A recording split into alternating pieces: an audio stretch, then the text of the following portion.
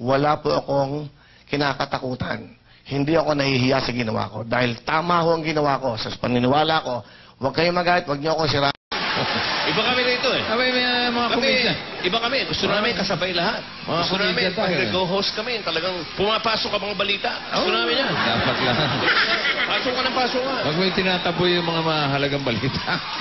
Yung mga mahalagang balita, tulad yung namatay yung presidente, kailangan niya, news yan eh. Hindi, importante yan eh. Huwag natin basusin. Yung basta paaalis mo. Dahil pinapili mo pa na ako o yung balita. Hindi, mali yun. Lalo na yung huling paalam yun eh. Oo. Huling pamamaalam yun eh. Ini-news yun eh. Tapos biglang patatanggal mo. Parang pangit yan. Kabastusan yan, kabastusan. Oh, baboy na yun. Eh kung siya kaya yung pinaparada. Di ba?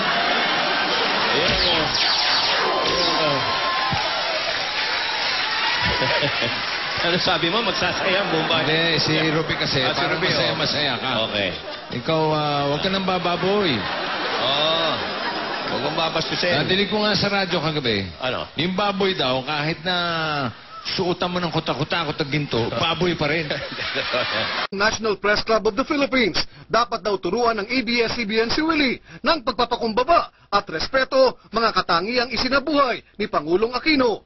Dapat din daw wag abusuhin ni Willie ang kanyang estado bilang tanyag na bituin sa pag-aalburuto niya sa harap ng kamera. Kanina, nagbigay na ng opisyal na payag sa issue si Lourdes DDC Tanco, ang tagapagsalita ng pamilya ng yumaong Pangulong Cory.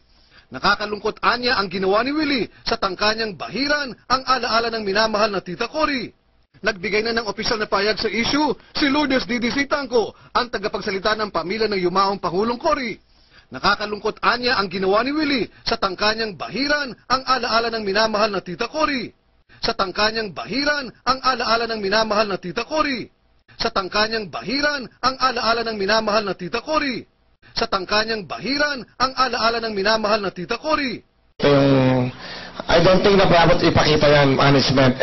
Sana pakitanggal naman muna yan sa ating traffic. Kung ganyan, pakita na lang natin yan. Kung ganyan, pakita na lang natin yan. Kung ganyan, pakita na lang natin yan. Oo. Talagang violation yan. PD 1986. And the KBP code.